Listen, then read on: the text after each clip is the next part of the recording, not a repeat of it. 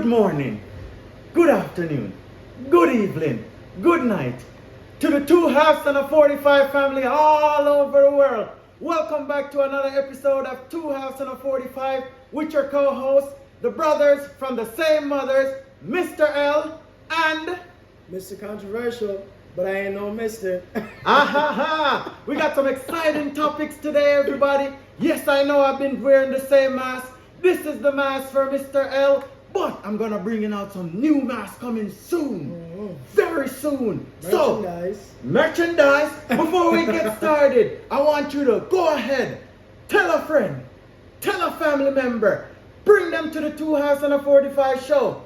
Hit that like, hit that subscribe. We need 10,000 subscribers, people. We know you can get us there right there for us, for the show. Thank you all for everyone that's watching. Today's topics, as we're gonna start, the Ballon d'Or is upon us. We were gonna start with the European Player of the Year, but we already know who won that. Blondie. There you go. You're so young and you've won so much already. How are you feeling right now? How is it all seeming to you? Yeah, of course, I feel good. What more can I say? Manchester City's Erling Haaland. His name for me is Blondie, Pretty Boy, aka Pretty Boy Blondie. Whichever way you can take that, people. Well, today's episode is also a good episode because you didn't expect to see both of us today.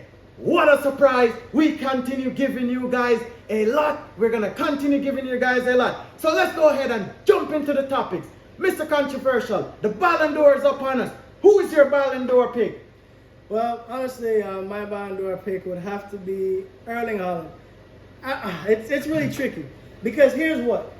Though he did win a treble, though he did make great contributions to get to the treble, you know how casuals are. He didn't. They won't see that. Oh, he contributed as much as Rodri in the end, or this, that, and the fourth.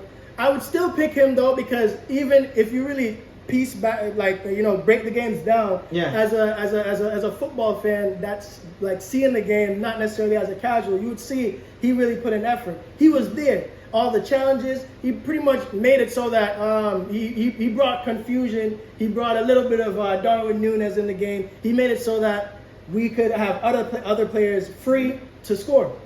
But that's what I would say. But people are gonna say Messi because he won the World Cup, which is great. But does he really need another Ballon d'Or? Does he really? Another one. Another one. Another one. What do you think? Well, in my thoughts here, people, I would say this is why I said this guy is the Manchester City lawyer here, Manchester City lover. But in my opinion, I'm going to say, let's not kid ourselves, everybody. It's going to Lionel Messi. We all know that he won the World Cup. But I'm going to bring in some honorable mentions. All right. Julian Alvarez, he won the World Cup and he won a treble. Won more trophies than Lionel Messi. Hold that thought, everybody. I might check and get back to you on that one. Because I think Lionel Messi did win 4 trophies too. Because he did win Ligue 1, right? And he didn't win a treble. He didn't win a treble. He didn't win no treble. But anyways, everybody, another honorable mention, I'm going to say Rodri. Rodri, for sure. Clutch guy for Manchester City. Another honorable mention I'm going to bring is Ilkay Gundogan. Clutch captain for Manchester City. The first captain since 1999 for their noisy neighbors, Manchester United, which again, everybody, is going to be the next topic for Mr. Controversial. Coming up, honorable mentions to those guys. You know what? The Ballon d'Or for me, to hell with the Ballon d'Or, blood. This is a team sport. Ain't no Ballon d'Or foolishness. Get out of here with that. My thoughts. My thoughts on that. What are your thoughts? Leave in the comment section below on your thoughts, people, about the Ballon d'Or. But we're going to quickly move on to the second topic. And the second topic for today is, did you see that slappings Newcastle got, fam? Newcastle got pumped up by 10-man Liverpool last week. They're doing good. Oh my God. My brother said pause, but they got touched, fam. Pause. Touched up, blood. What I'm going to say is, this? Is this Darwin Núñez years? And this is a multi-question because I'm going to bring in Tottenham. Have you seen Ange Ball? Well, have you seen it? If you're not, you ain't missing nothing. Go ahead and check expressions, blood. Do you know Tottenham? What? Tottenham Hotspur? Topspur? No. What's that? He is doing good today, but Ange Ball is coming to an end soon. As soon as they meet up into the benchmark, Manchester City getting run over by a freight train, blood. What are your thoughts on Núñez and Ange Ball, Mr. Controversial? Well, Núñez, he's always been a chaotic, right? That's how Liverpool players always explains his style of play. But this year, it seems that his chaos is actually paying off. It is. It is. It is. You know, quick interjection into the Mr. Controversial thoughts. Pardon me, my brother. No. I would say, if you see in the stats, it just showed the other day, stats that Luis Suarez and Darwin Núñez has the same amount of goals for their first 45 matches for Liverpool. Now, we knew what Luis Suarez brought to the Premier League, and now we're going to see what Darwin Núñez can bring. Even though Luis Suarez was in the Premier League a little less time more than Darwin Núñez, I believe, because I believe Darwin Núñez is going to do great things for Liverpool. So, with that said, that is my thought. Over back to Mr. Controversial to finish. Well, before I start, you sure you're not a Liverpool lawyer? I'm just saying, those stats. Well, if come I on. am a Liverpool lawyer, I'm morally down on Tottenham, morally down on PSG, morally down on Manchester City, so you people would never figure out what team I support, blood. All right, Don't worry okay. about it. It will be coming soon. One of these great days, we are going to tell you what teams we support.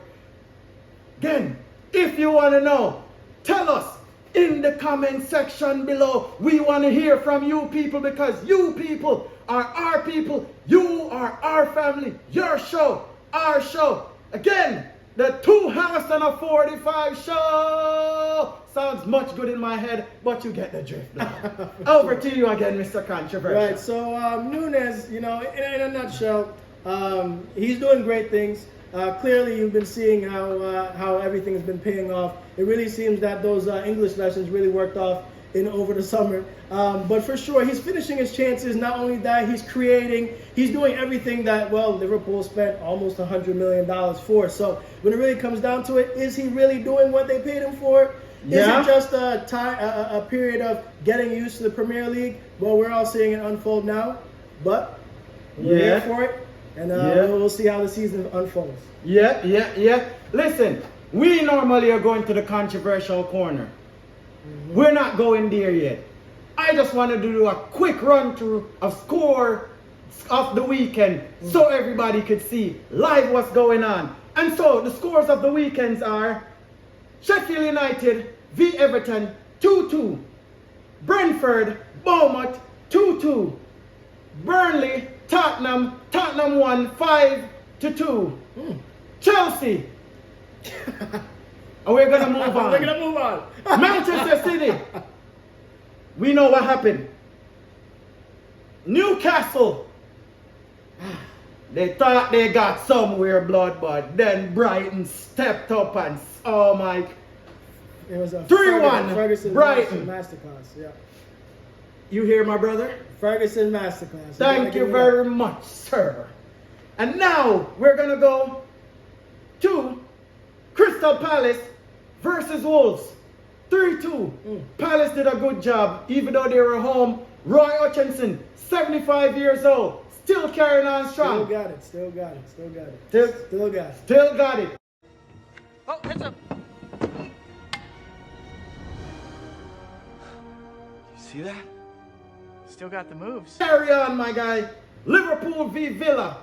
I want to say Villa got dunked on today by Liverpool because Villa was in midweek action in the Europa League. Congratulations to Villa for making it into the Europa Conference League, and for everyone that made it into their respective Europa Conference League, Europa League, and the Champions League. To everyone that made it to their respective leagues, and also the Champions League all over the world. From the MLS, all the way to Asia. We're talking about and including everybody, Africa, Asia, all the continents all over the world. Congratulations to everybody that didn't make it. And for all the people that did not make it, we want to say still, there's always next year, blood. So, it's now time. You know what time it is. Grab your bags. Pack your stuff. The shuttle is outside. The tickets are free. This is your corner. This is our corner. Bring your gal. Bring your guy. Bring your drinks. Bring your stuff. Because we are ready for the controversial corner. Everybody, my voice is going down, but I'm still trying. I'm here because the people demand it, because Mr. Controversial demanded. And it's time now for the controversial corner. Here are the topics. Real Madrid, Jude Bellingham. 3 times he's a match winner, meaning that they won 4 matches, but for the last 3 of his matches, he scored a goal to win the match, right? Is he the successor to Ronaldo? Is he not? What are your thoughts? Because his numbers right now are matching one and only Cristiano Ronaldo. If you don't know the stats, Cristiano Ronaldo's stats is 423 goals, 423 appearances, my apologies, with 450 goals. Wow. Not even the great Pele, Maradona, Lionel Messi, Luis Figo, all rolled up into one blood, ever did anything like that. Magnificent. Over to you, Mr. Controversial. Right. Well, we're all seeing everything unfold right now. Did we all know that Jude Bellingham was a superstar? Yes. So it just goes to show that England is really having a huge impact on the world right now with all the young stars that they have going out. But yeah, going back to more specific, Jude Bellingham. Now, will he be like Cristiano Ronaldo? Well, he's not a forward. He's a midfielder. But will he be more like a Zinedine Zidane that will put his mark on Real Madrid? Of course. May I interject, please? Your Honor, I object! All right, go ahead. Thank you very much, Mr. Controversial. I would say Cristiano Ronaldo or Lionel Messi were not forwards. Over back to you, Mr. Controversial. Yes, but well, you're right because they were a 10 and he was a winger that eventually. But I really see more Jude Bellingham of a box-to-box midfielder. Now, does he have that clutch in him? Yes. Will he go on to possibly be maybe Lionel Messi's stats? I don't know about Cristiano Ronaldo's stats. I don't think he's going to go into the forward position after they do receive a forward, but it's yet to be seen. He is what we do see right now is he is clutch, he is winning them matches, and sometimes he does get in that forward position role and he is banging them in. So, I mean, I more see him as a Zinedine Zidane. He's going to be a great player and he's going to really put a stamp on Real Madrid. However, will he be Mr. Real Madrid, Mr. UCL? It's yet to be seen. But I'm here for it. And we are here to bring you all the news. So stay tuned. I keep telling you, you keep getting good. The next topic from the controversial corner is, you have seen it. I called out the score predictions. I know it was a little bit different. You know that we give you everything authentic. So we're going right back to the Premier League. We've seen 3 hat-tricks by 3 different teams, by 3 different players. The last time that happened, it was 1995, people. So we are witnessing history again. Everything that's happening in this decade has been done by Manchester City and also some teams in the Premier League. That happened in the 90s, not the early 2000s, not the mid 2000s in terms of the teen 2000 from 13 to 20, but now in the 2020, it's more. Just like what Mr. Controversial said, everybody. Yeah. So, did you see the 3 people that scored those hat-tricks? I could name them out for you. It's Brighton, Ferguson, 18 years old, King Ming Son, that his age went back because of some deal in South Korea. I don't know, you can go check that out, blood. He scored an hat-trick against Burnley, and the one and only Kylian Mbappe rivalry. I'm starting that rivalry myself, blood. I'm the first one to say it, so you guys know. We starting trends. Kylian Mbappe rivalry, the Blondie, aka Blondie boy, hurling. Mr. Holland, sir. I salute you people. Over to you, Mr. Controversial. What are your thoughts? Well, like I said before, it is a renaissance. We're seeing action-packed football, and where it's coming from too. I mean, the money definitely has something to do with it, because we've seen, like, back in the 90s, you saw that it was really Serie A's era. Now, you know, early 2000s, that's when it started. But right now, we are in the prime of the Premier League era, and it's really going to show. You can see it from these young footballers coming out of the academy. You can see it from players that are peaking. You can even see it from players that are midway. It really goes to show the level of performances that these players have been putting in, week out. That's why the Premier League is a top league. That's why it's watched #1 over the world. And to appease our American fans, it's soccer, by the way. It's soccer, by the way. It's called soccer. Go USA. Okay, just to appease you guys, we want to appease everybody because it's everyone's show, everybody. For sure. With that said, from Mr. Controversial about that, it's sad to say, everybody, that we are coming down to our last topic. And every time it comes down to our last topic, we are sad because the controversial corner is really the people's corner. For sure. For the last topic, this is a huge atomic bomb. Okay, it's not that serious, everybody. It ain't that serious. It's about Chelsea. It's about Chelsea. Here we go. Here we go. 1 win in 4 Premier League games. 2 win in 5 games overall.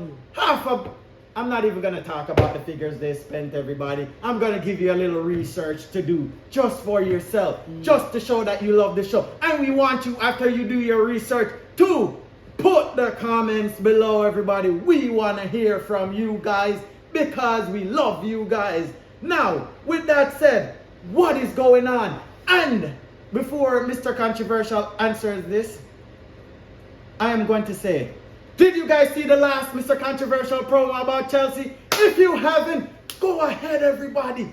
Go ahead. Check it out. It is fire. It is informational. It is the brilliance of Mr. Controversial, everybody. Guys, see that, everybody?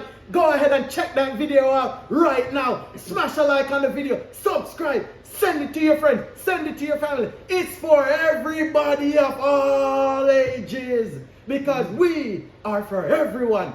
Again, over to you, Mr. Controversial. I'm not gonna lie, I did like that promo there. That was well done.